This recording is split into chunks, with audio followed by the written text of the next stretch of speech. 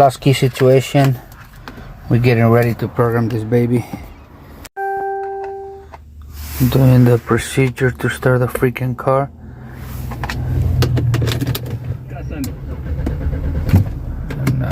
Yeah.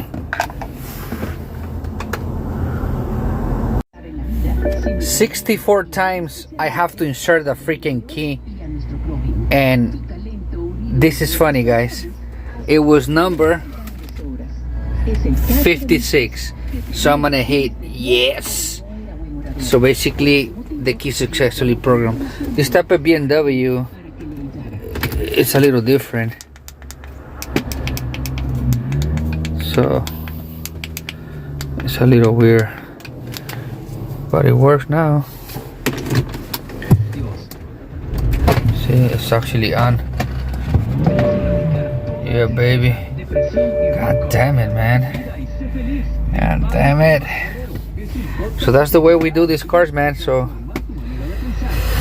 thanks for watching. HELOH Locksmiths.